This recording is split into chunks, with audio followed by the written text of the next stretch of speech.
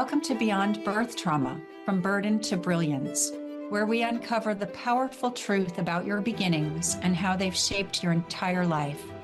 I'm Shannon O'Flaherty, and in this show, we are not just exploring your birth, we are dismantling the chains of generational trauma.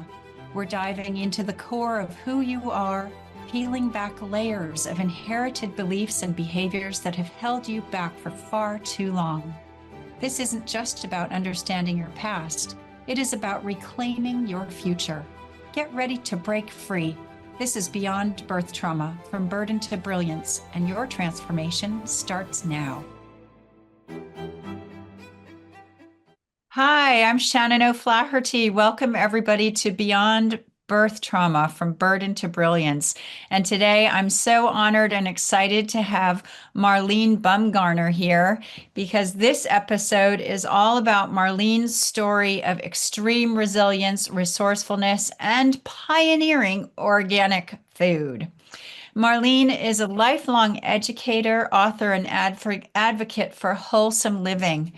Her first book, The Book of Whole Grains, now updated as The New Book of Whole Grains, and is also available as an ebook, grew out of her work teaching cultural history to fourth graders and launched her early career as a food writer. She went on to write a weekly column for the San Jose Mercury News, serving as a contributing editor for Mothering magazine, teach popular cooking classes, run a natural food store, and publish organic cooking for not-so-organic mothers. She also contributed to Real Food Places to Eat and the People's Cookbook. A return to graduate school led Marlene into higher education, where she spent decades teaching developmental psychology and educational theory. Her textbook, Working with School-Aged Children, was first published in 2003 and later revised and expanded by Pearson in 2009 and again in 2015. Now retired from full-time teaching, Marlene is the author of Back to the Land in Silicon Valley, a memoir about raising children, animals, and vegetables on a rural homestead in the 1970s in California. She's currently polishing her first novel and researching a book on 21st century grandparenting. Oh, I'm looking forward to reading that one too. Marlene writes a monthly blog and sends a regular newsletter to her community. And when she's not writing, she speaks to parent groups, teacher and service programs, and conferences, and spends as much time as possible walking by the ocean with her border collie, Kismet. She still grows, prepares, and eats organic food and loves sharing her recipes. Marlene, welcome, welcome. I'm so happy to have you here. Thank you for having me, Shannon. It was so interesting, your book, Back to the Land in Silicon Valley. I did read that, and it was extremely engaging, and you had all of my emotions coming out of me at one point in time whilst reading your book. And I thought, yeah, you definitely need to be a guest on this show because you really are quite a remarkable woman. So let's start at the beginning. Tell us, in a nutshell, how you got to this perfect place now. Well, if you want to go back to the beginning, we will. Yeah. I was born in 1947 after my parents, who had both been in the Army, returned from World War II. Our family was a working class family in the industrial north of England. Not a lot of money to go around, and a lot of houses had been damaged during the war. My mother's older sister had died shortly after giving birth. I'm assuming it was septicemia, that's what it sounds like. And my mother was terrified of giving birth, and she was terrified of the after effects of giving birth. But she was very much a modern person, and even though her sister had given birth in the hospital, she decided that that was the safest thing for her to do, and she did. And that was a story I heard over and over in my childhood, how frightened she had been of having a child, and yet how wonderful it turned out for her. And that was here in Bradford. I mean, you were born maybe about 20 minutes away from where I live. Isn't that funny? That is an interesting coincidence, yes. Marlene and I met this summer before taking this amazing writer's course on the QM2, and she was here in Bradford, and she actually enlightened me about this wonderful exhibit going on in Shipley that I ended up taking my dad, who was visiting. So it was really kind of all of these cool connections. Um, yeah, so you heard about your birth story and how tough it was. And what else did you hear about your birth in Bradford back then? Well, my parents had to move into some housing, which was actually the housing she had grown up in. They were just they were called back-to-backs, little Mhm. streets of housing attached to each other with a passway to go to the back where the potty was. And they were living in this house, which had two rooms upstairs and just one room downstairs. A fireplace heated the house. There wasn't a real kitchen. It was pretty sad. Um, but my father was making the best of it. And when he came home from work, he was expecting to come home with dinner on the table and baby asleep. But unfortunately, babies don't follow the rules. And one night that I heard about over and over again was that I had been repeatedly crying. Mother went up a couple of times to me upstairs and patted me back down, came back down. But the third time, my father went up. And apparently, I was happy to see him because I stopped crying immediately and laughed at him. But he took that as an insult and he slapped me, or so I'd been told. I don't Oh, remember this, of course, but that's the story my parents told me, and I was probably about 6 months old at this time. oh my goodness. I mean, you can imagine the shock of that kind of a response from your father and the impact that had on your relationship with him and your life with him thereafter. Do you It's think that? funny, I never thought about that until you mentioned it. Oh, really? Probably was important. Well, us babies, this is the thing. We grow up with not having the full picture, not having all of the details, not knowing what's really going on. And so we perceive things a certain way. But when you're a baby, your parents are there to care for you. So if suddenly your parent is smacking you, it doesn't make sense in that little baby mind. Wow. So what happened after that? Well, when I was 15 months old, I think my parents had kind of given up on finding suitable housing and suitable jobs. So there was a lot of destruction in the UK at that time.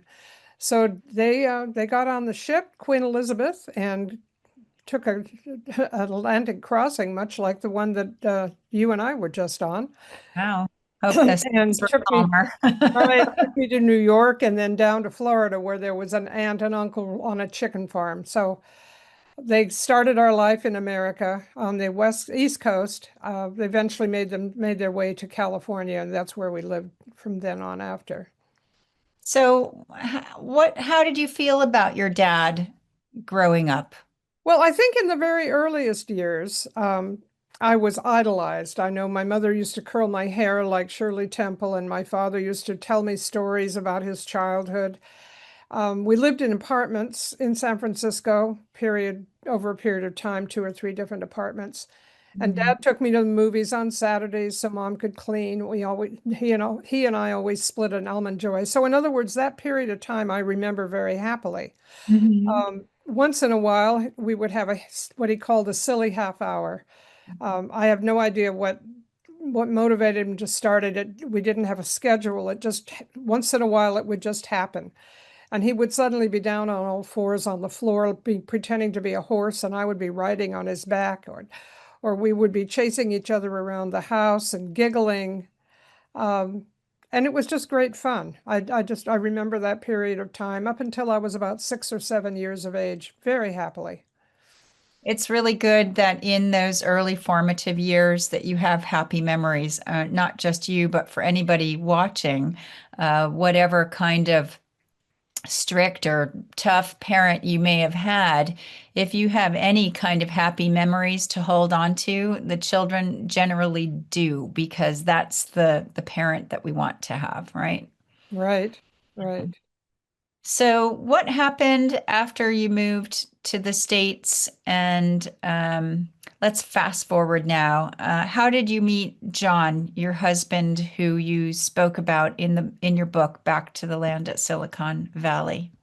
Well, I had had a rough time in high school with my father. I was doing well in school, but not as, not the top of the class, and he wanted me to the top of the class.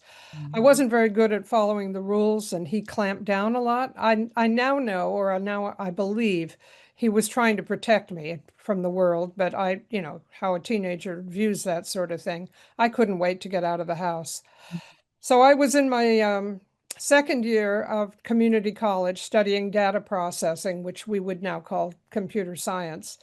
And John was the lab manager. And as we were approaching the end of the school year, that was 1966, I guess, um, my programs weren't running properly and I was getting very stressed. And suddenly they started working. And it turned out that he was fixing them for me on the sly and making them work. And he admitted all that. Romantic. He admitted all that to me on the last day of school when he handed me my stack of cards that he'd run through the card reader and invited me out to dinner for his birthday that night. So I did in exchange for a passing grade in my programming class. So we went out to dinner that night, and it was the night before I was supposed to go to New Jersey. I was planning to marry my high school sweetheart, who had escaped to the Air Force when he received a draft notice. So we were about to get married and move to Japan, and it was all very exciting. But Wow. John could see all the fallacies in this marriage. And during dinner that night, he talked me out of going to Japan. I did decide to stay on with my plan to go to New Jersey. So I went to New Jersey, and lo and behold, with my new perception of what life could look like, my boyfriend and I broke up within a week. Wow. I was working for the phone company back there, and I stayed the whole summer, tried to get what I could out of a week on the East Coast. But John traveled to New Jersey by train to take me back to California, and we drove all the way across California, the United States together, and we were married a year later. Wow. I mean, isn't it amazing? That's like a real crossroads in life that you hit. And it's like, have you ever thought about what would have happened, how your life would have been so different if you'd married the high school boyfriend, moved to Japan? I mean, what a different existence. Well, I probably wouldn't have finished college. That was the first thing that I found out when I got back to New Jersey and started talking to my boyfriend. He didn't envision me finishing college, which was something I very much wanted to do. Oh, really? He didn't see you as a modern woman. No, I think barefoot and pregnant would be a little closer. Right. Wow. Wow.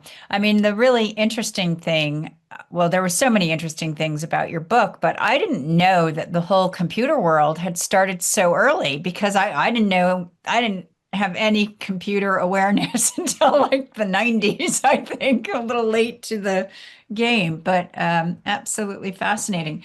So what happened after you married John? How old were you then? I was 19 when we married, and he was 6 years older than me, so I leaned on him a lot for, choosing an apartment to live in and making big decisions about our lives for the next few years. I was working both while I was we were both going to college for the first 2 years of our marriage. We went to San Jose State and then down to San Diego State.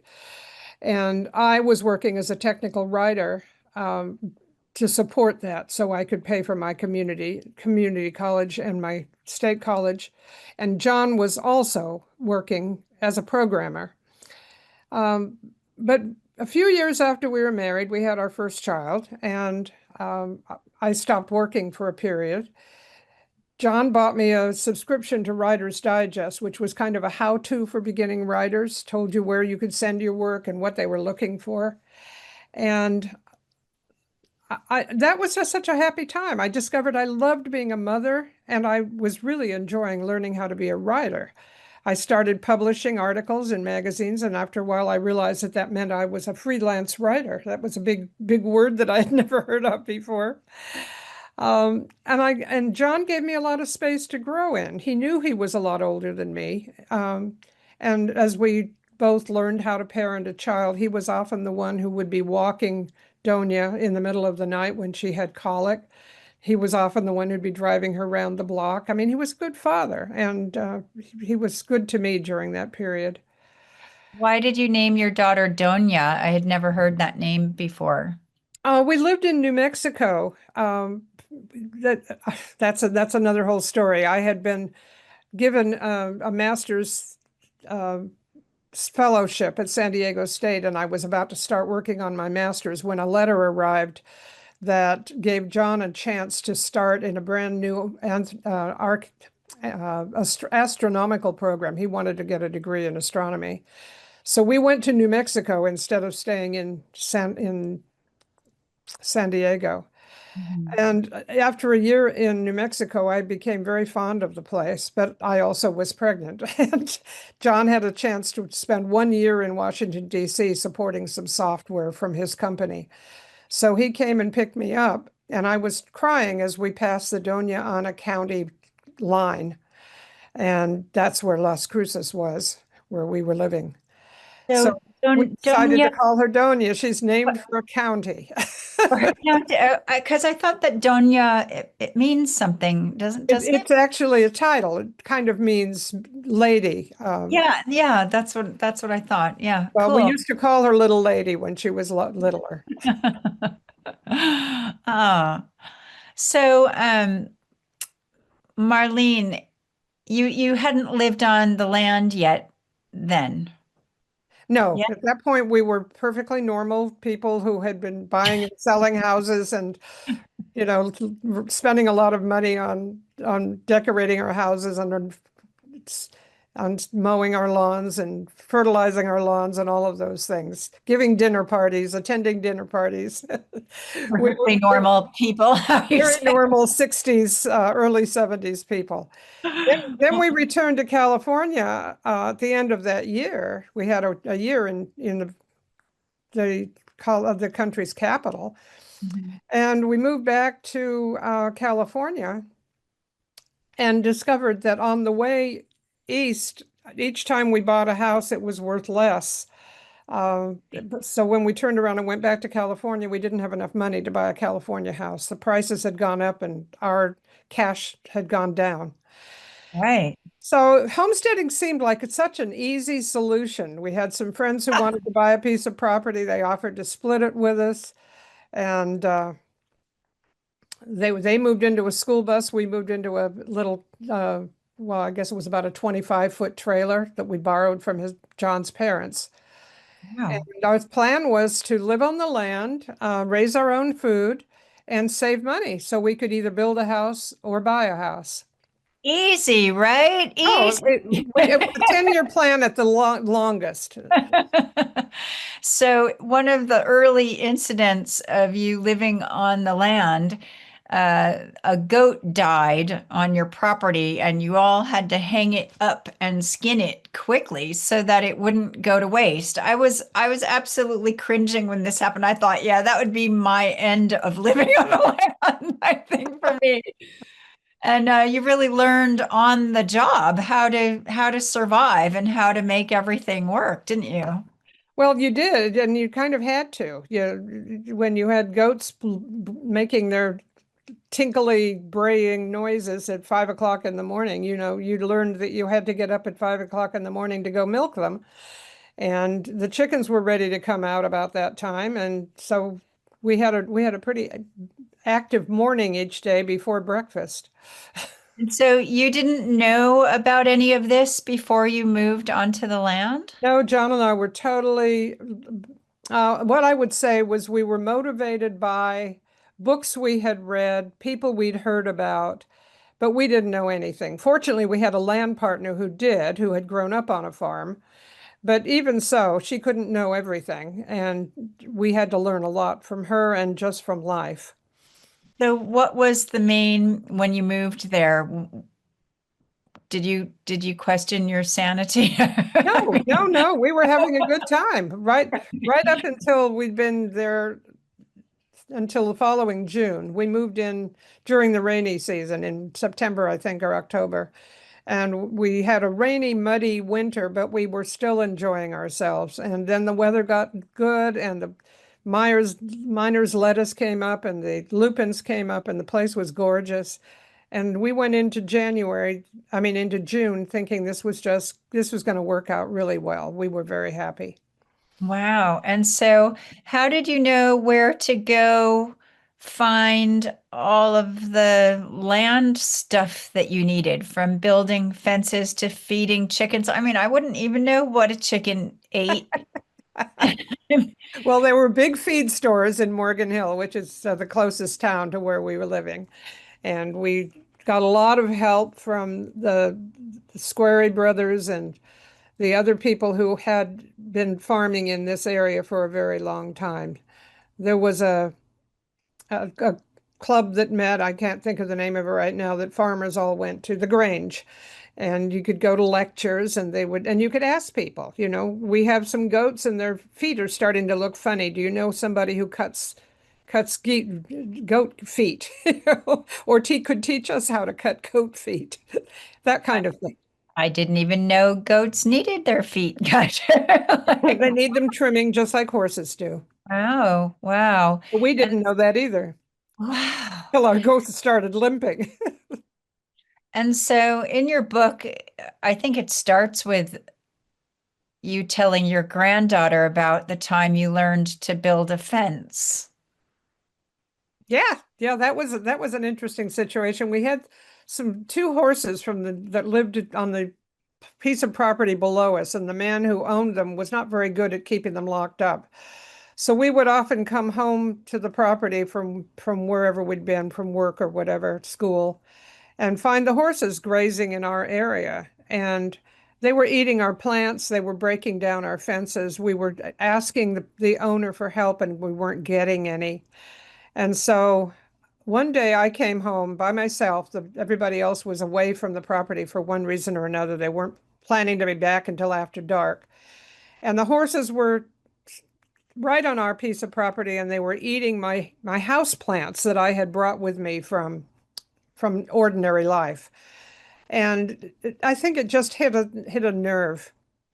My daughter was asleep in the car seat, and was likely to sleep for quite a while. So I pulled the Volkswagen bus right up close to where we were staying.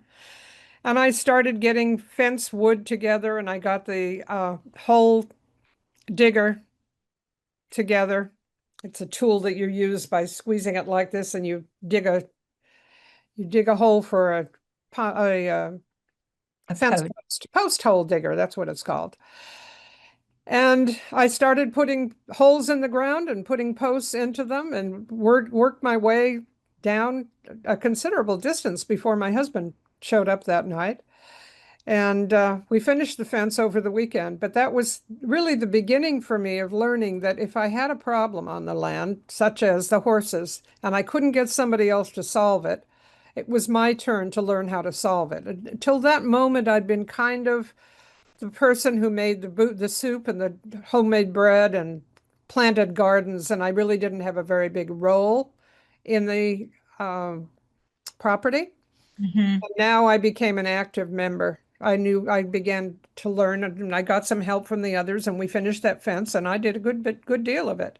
I bet you felt really satisfied. I mean, I really think that reading about your life, you're one of the most resourceful and resilient women I've ever met. And brings a whole new meaning to the word boundaries. Like I'm going to actually build a boundary now, a It's literal true. boundary. Good Wow. fences make good neighbors. Good fences make good neighbors. Yeah. Wow. So let's talk about the accident, the horrible accident in your book when Donia was 18 months. Start first, importantly, with when you put her in the backpack that day and that intuitive moment you had. Okay. Well, first, I would like to say how we ended up having to do this because it Yeah, makes a little okay. bit more Yeah. Set sense. the scene. It was June, and the property now was all brown. All of our grasses had grown tall and were now dying back. And the other couple on the land had been living practically cheek by jowl with us. Their school bus and our trailer was so close together you could hear each other talking. And they Oh, wanted to move to their half of the property, which was way up the hill. So they moved the school bus up there over the weekend. And then on Monday, Dory, my friend who lived there, she was a nursing student and she worked for a nursing agency. She was working PMs, which means she got off at 10 o'clock at night. So the first night after they moved, she was driving up that very, very steep hill with very dry grass in darkness, no street lights up there. hmm. And she went off the road a little bit. She felt her front left wheel go off the road and it scared her. She was afraid she was going to fall completely down into the ravine. So she put her handbrake on and climbed out the passenger side of the car and walked the rest of the way home.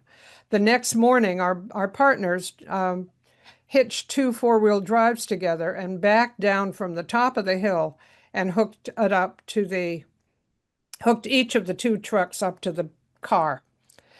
Meanwhile, I'm getting ready to go help them, or maybe this is just before they moved the cars. My husband was there with me. We were trying to find the carrier we usually used for the baby.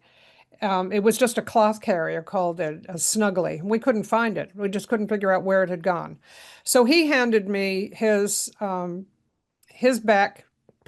that he used for carrying Donia, which was one of those ones with metal piping and blue canvas on them. And really, once the child is in there, they're very loose. And so we had a harness we used to fasten her in to keep her from falling out. But she fought like heck that morning. She did not want that harness on, and she was 18 months old now, so we knew she wasn't going to fall out. So we Mhm. gave up. We gave up on the harness. We just put her loosely into the backpack, and that saved her life, as it turns out. What happened? Well, the car was a BMW, and apparently the way that the bumpers are attached to the BMW is by with a keyhole hole, and no, they weren't welded on. And when the car tipped sideways, the bumper came off. The men's two four-wheel drives were attached to the bumper. So now the car was freewheeling it down the very steep dirt road towards Dory and I, who were putting chucks under the wheels. Each time they went up a little further, we'd put chucks under the wheels. And we could see that the car now was moving towards us. And Dory was much younger than me, and she was able to climb up on a flat part of the side of the road. It was kind of a cliff with a flat part at the bottom of it. But I couldn't climb up with a baby on my back, and I couldn't make myself turn around and run properly because she was on my back, and I couldn't put her between the car and me. So I backed away from the side of the cliff as quickly as I could. But the car hit me in the chest and took me down the ravine. I kind of leaned over it as I was hit. Wow. The back of the car basically ran into you. Right. And it was very weird. It was silent. You know, the car's motor isn't running and Oh, yeah. we're out in the woods. It was completely silenced. The car hit me and you could hear that. And then after that, it was just the sound of bushes as it went over the bushes down into the ravine. I was extremely lucky because I didn't end up under a tire and the car didn't fall over. It went down on its wheels and it landed at the bottom of the ravine on its wheels, kind of making a space between the ground and the bottom of the car, and that's where I was. So I was damaged pretty badly. I was broken in lots of places, but I was alive, What and that's happened to that's Donia in the backpack? Donia, because we'd left her loose in the jerry pack, she just kind of went out of it like she had been sent out with a slingshot. You know, she just popped out of it and landed in a bush. Wow. Unfortunately, it was a poison oak bush. So she did end up with poison oak, but that was her only injury. Wow, that's absolutely terrifying.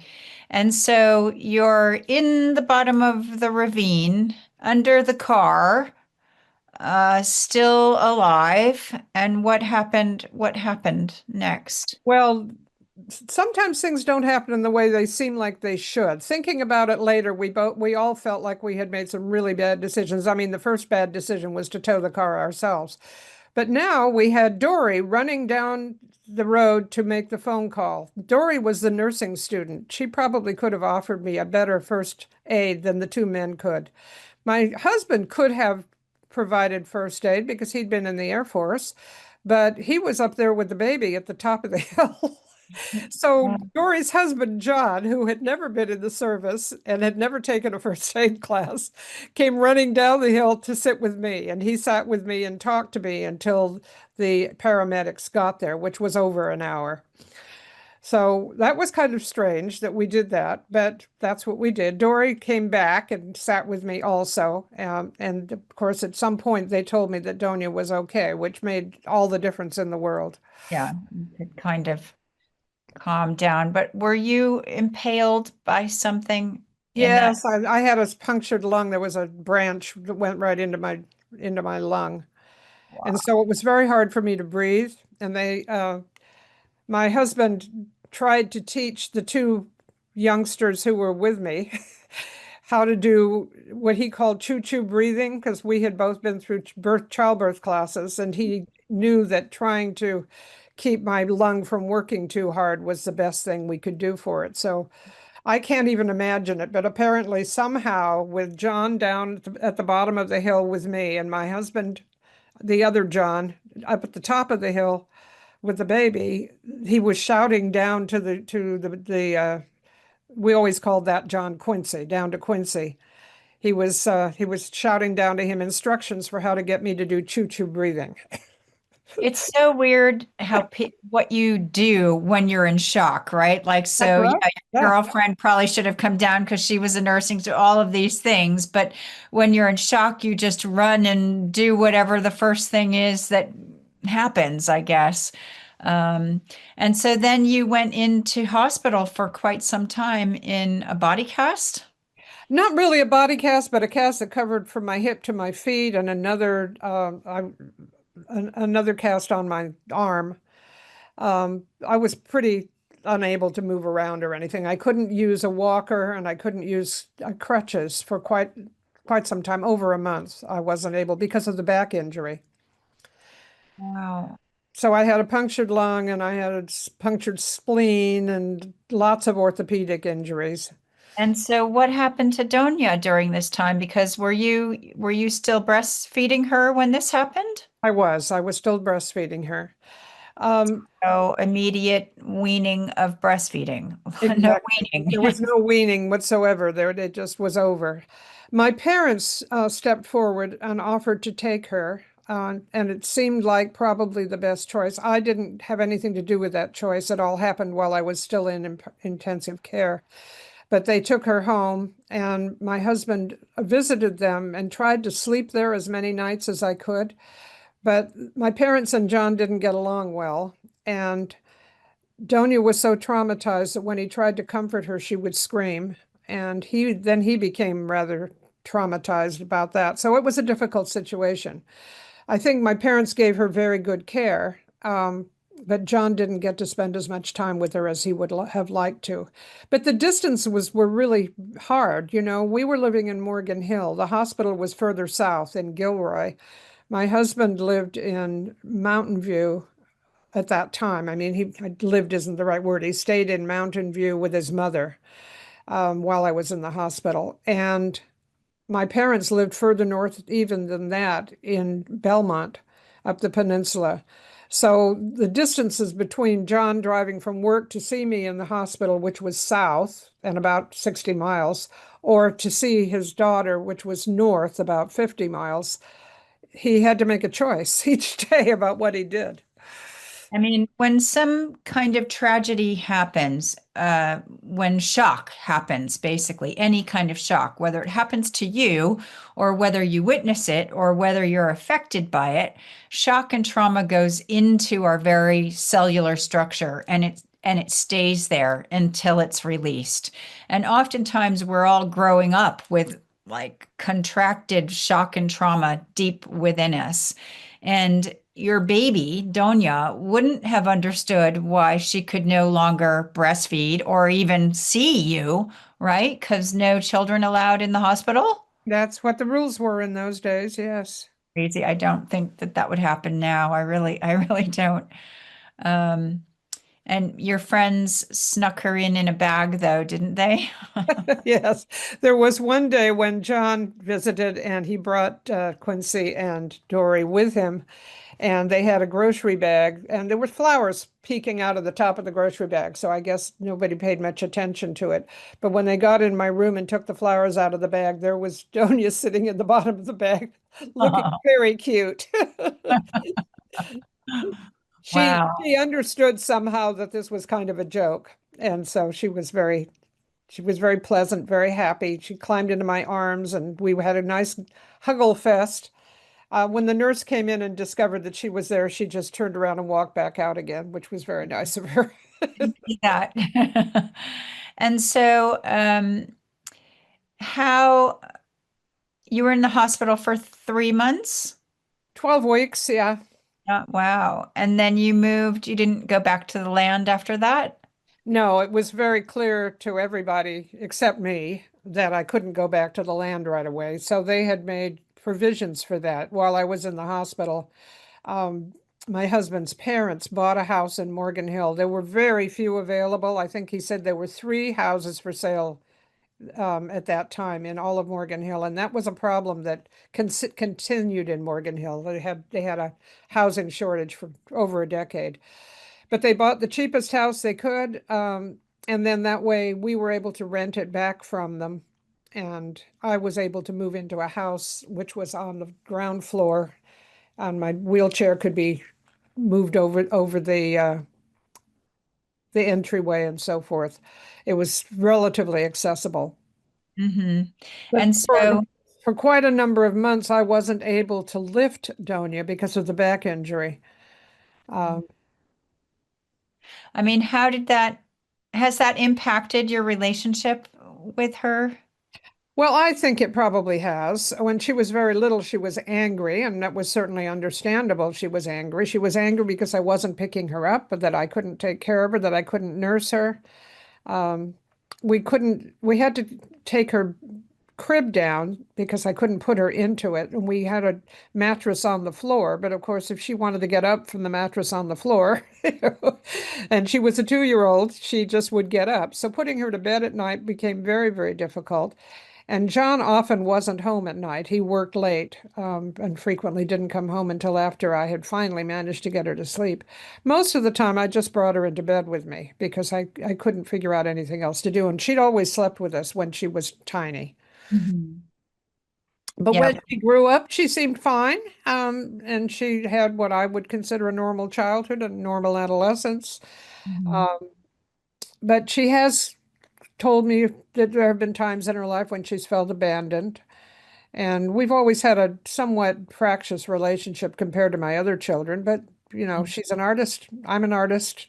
I just always excused it as being just our personalities. Well, I mean, I think it's a little bit of everything, but abandonment goes in. I mean, I had the whole abandoned thing too, even though I wasn't, but I was in an incubator for 2 or 3 days, not being held and touched back in those days. Now, of course, you can get your hands in there and touch the baby and have all sorts of contact, but how the same kind of circumstances could have registered differently for another child. But it's really sad because that little baby didn't have the bigger understanding of what was happening because that was tragic for you too. I mean, as a mother, you don't want to suddenly have to stop breastfeeding and not be able to see your baby. I mean, that's awful. I would have been crying my eyes out every day. I did. Yeah. So then you recovered. This is why it's so important for our viewing audience out there to get as much information from your parents while they're still alive. And if they've already passed, then ask your relatives, find out what's happened, because the more information you can have about your early years, you have a better chance of understanding the bigger picture from an adult perspective instead of just from the wounded child point of view, which most adults are growing up basically in an adult body with a wounded child point of view. And that's why we're still angry, we still get triggered, we can't forgive our parents, blah, blah, blah. And we don't really need to carry all of that around with us. So what happened after you started to recover and move around again and kind of get your mobility back? Well, John found a burned out, very old, probably 1930s travel trailer on the side of the road in Milpitas while I was still in the hospital. And he put a note on it, said, "Whose is this? Can I buy it?" And he left the note there for about a month, and nobody did anything about it. So he got a tow truck and towed it to our property. Actually, he towed it to the house where we were renting. Hmm. So renovating that burned out. It was not so badly burned out that we couldn't recover the cupboards or the beds and things, but there was a hole in the roof, and we had to repair that. And we had to repair the inside as well, and I made curtains and tablecloths and things of that sort of. It became a very therapeutic, kind of an occupational therapy activity for me in the last um, months or so when I wanted to go back to the land, but I still couldn't. Hmm. John built a chicken coop in the backyard of this little house, and he also put in a vegetable garden so that as I was gaining mobility, I could potter around in the garden. I could feed the chickens. I could let them out. I could weed the garden and so forth. So he did some wonderful things to try to make my recovery as pleasant as it could be. But I'll tell you, at the end of a year, I was absolutely ready to go back home. And the home for me now was the property. Yeah, wow. And so, what, but while you were still living in the house, is that when you started your store? No, I didn't start it until after I was back up on the land, but I did start thinking about it. I was looking for investors who could help me get started. And what had happened is that I had started writing a book, the Book of Whole Grains, and I realized that there was no natural food store in the community I was living in, or for the two communities on either side either. So I thought I would start by building a store. But just like moving to the land, I had no idea what I was doing. Opening a store, I had no idea what I was doing either. So I really didn't do anything towards it until after I healed. Then after I returned to the land, I developed a habit of taking my daughter to my mother's once a week because she still really wanted to see her and they wanted to see each other.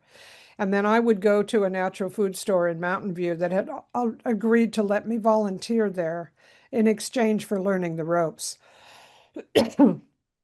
So within a year or so, I opened a store. And so we moved in on the land originally in 1973, and I opened the store in 1976. There's still not enough natural food stores readily available, in my opinion. When I lived in Brighton, I was very happy that there was one just right down the street, and Brighton was more kind of forthcoming with stuff like that. I think But I've been to that store. yeah, but up here there really aren't that many, and I would think nowadays, especially, that this would be a more mainstream thing, really, than it not being so available. What did you call your store? I called it the Morgan Hill Trading Post.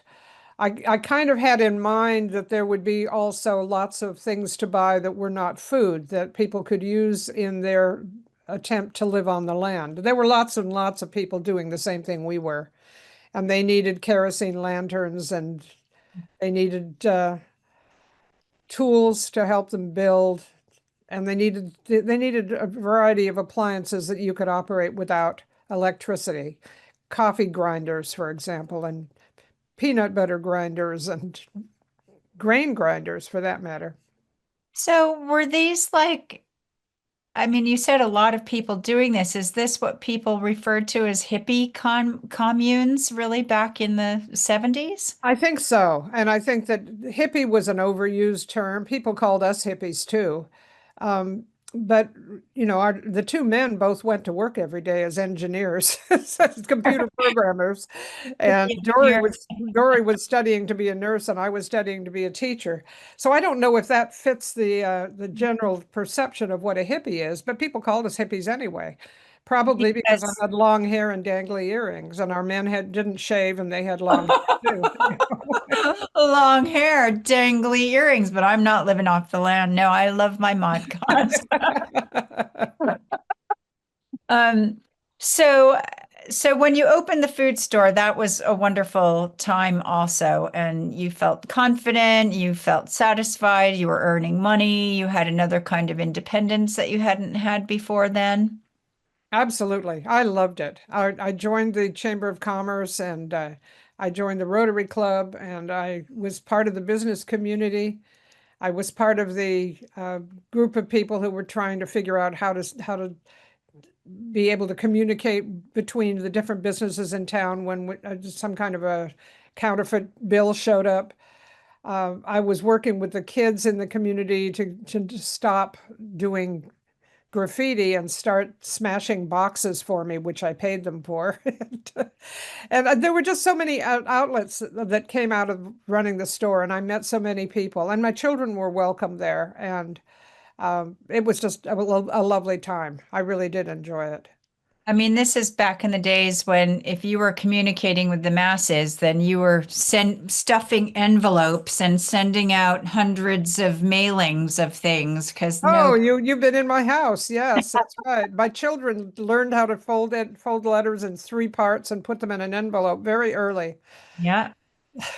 I remember working in California in the 80s for a company, and they were still sending out mailings because there weren't, I mean, we did computers on the addresses on the envelopes with a massive, huge computer on the thing. But in terms of sending out the mailings, you still had to stuff envelopes. There wasn't email yet. So that was really interesting. So often in your book, there was a pattern of John changing jobs or his mind, or you giving up your power to him, even though your intuition was telling you otherwise. And I know love is a powerful thing, but why do you think you did that? Well, the first time it happened, well, first of all, he had left two or three jobs right away when we were first married, but it always my father had always had a fractious relationship with work also because he was a cabinet maker and he worked by the job. And when the job was finished, he lost his job and then he had to get another job, right? So I was accustomed to my father being out of work quite a bit and it didn't bother me that much. Right. John would just leave a job because he got mad at his boss or because they didn't like what he was having to do or what time he had to come in the morning. Then, when I got that opportunity to get a master's in anthropology at San Diego State, we left to go to New Mexico so he could study astronomy. We made that decision together. He was a lot older than me. I figured I had more time. Then it happened again. He did not complete that astronomy program. I was now working on a doctorate in educational psychology, and he got terminated from his program. We moved away from there and went to Virginia. While we were in Virginia, uh, we decided we were going to go back to California and start all over again. And I had the hopefulness that we would. So there was always that positive part that we were either making these decisions together or I was simply agreeing to them. And I didn't notice the pattern. Hmm. Now it looks like a pattern, but when it was happening, it didn't. So when you say, why did I do that? I think now, with lots of years to think about it, I realize that my father was a bully. I was frightened of him during most of my adolescent years. Hmm. And even into my married years, he wanted to tell me what to do. And he was very adamant if I didn't do what he wanted. So I probably just kind of carried that pattern over to my husband. I wanted to please my father. I wanted to please my husband. I was Hmm. afraid of what my father would do if I didn't acquiesce, and I was kind of not too sure what John would do either. I mean, John wasn't a bully in the same way, but he could have left me or he could have made my life uncomfortable. It's really important what you're saying because this is really the work that I do, connecting the dots between repeating patterns. And people look and they go, oh, yeah, that is a pattern. And it's not obvious, especially when we're in it. It's hard to see what we're doing because we're in it, right? But when you're looking at your life, if you really want to heal stuff and heal repeating patterns and heal repeating triggers, it's about connecting the dots and looking back because the patterns they don't show up exactly the same circumstances in the same way, right? All of those kind of things. But really in the book, I felt for you because John then wanted you to sell the shop. And I was like, no, no, Marlene, don't do it. I was like saying out loud, like, no, don't sell the shop because you didn't want to sell the shop. I didn't want to sell the shop, but he was couching it in a way that made it sound so attractive, like we would have our family time together again. He would move to this new job in Los Angeles, and we would all live in a house, and it would be lovely. Yeah.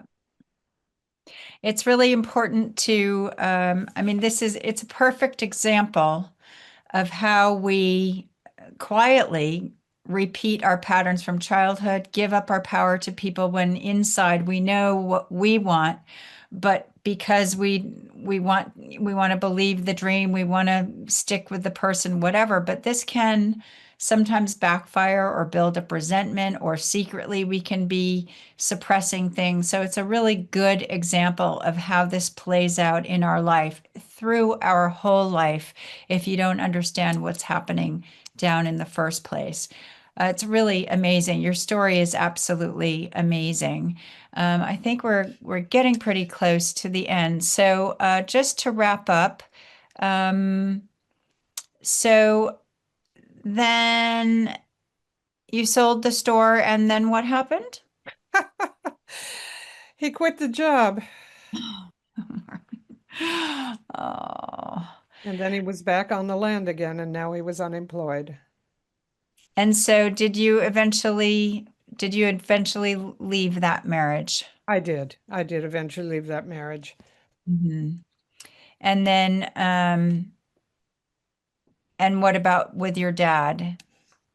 Well, my dad had dementia at the end of his life, and he lived my parents had moved by that time to Vancouver Island, and so for me to visit them was a pretty extensive trip, 1,000 miles.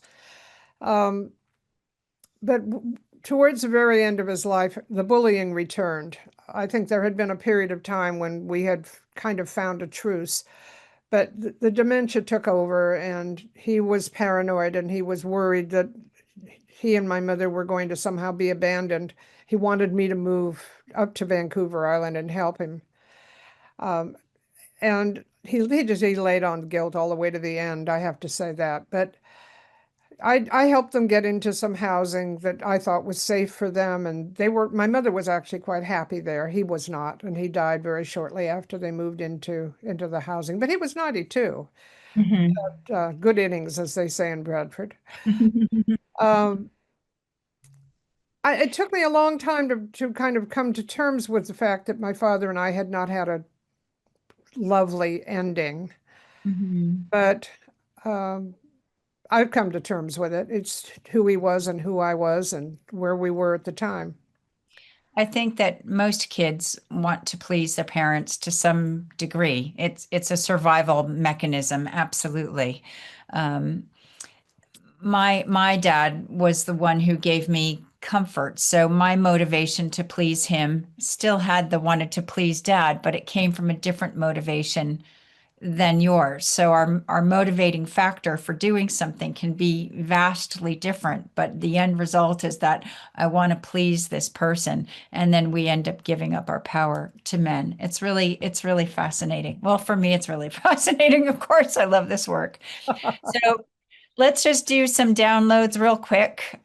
So if you want to receive, just put your hands up, and when I say what the download is, just say yes. Okay. I know what it feels like to forgive my parents. Yes, I know what it feels like to forgive myself. yes. I know how to experience men separate from my father. At last, yes. I know how to experience women separate from my mother. Yes, I know how to speak my truth. yes. And for all of you watching and receiving, you might feel that go in. It's really important to drink water when you're having energy work. So, Marlene, if there was one thing that you would like our viewing and listening audience to take away from this conversation today, what would you like them to leave with? When something doesn't work, like a job or a first marriage, it's important to do whatever you can to figure out why before jumping into a second job or a second marriage or whatever venture. Talk to somebody, preferably someone trained to help you identify the parts of your childhood that aren't helpful in adulthood. Practice the new habits until they become a part of you. Yeah, that's great. That's really great. And where can people reach you and where can they buy your book? Well, my book is available through Amazon or Bar Barnes and Noble. Barnes and Noble. It comes in paperback, hardback, the ebook, and audiobook. At least Amazon has all of those. You can reach me at my website, which is marlenebumgarner.com. Be sure to spell the name right. Great. And also, if you watched my last show, you know that next week, Tuesday, December 2nd, I'm hosting Steve Parker's Magnetic Heart Activation on Tuesday, December 2nd at 6 p.m. UK time. That's 10 a.m. Pacific Coast time. And you can also find those details as to how to register on my website, shannonbtb.com or shannonoflaherty.com. Marlene, it's been such a pleasure to have you here. I highly recommend everybody go get her book, Back to the Land at Silicon Valley. It's very engaging, especially if you're into organic food or want to know how the whole computer world started. Oh, it's so wonderful. A trip down memory lane. Thank you so much for being my guest today. Well, thank you for having me. You have been listening to Beyond Birth Trauma, From Burden to Brilliance with Shannon O'Flaherty on Transformation Talk Radio. On the second Tuesday at 10 a.m. Pacific Time, we connect the dots between your ancestors, your birth, and the patterns that keep you stuck, guiding you to a place of profound healing and unstoppable brilliance.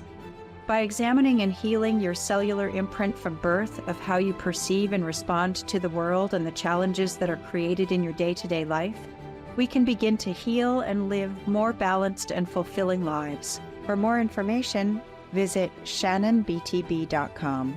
That's shannonbtb.com.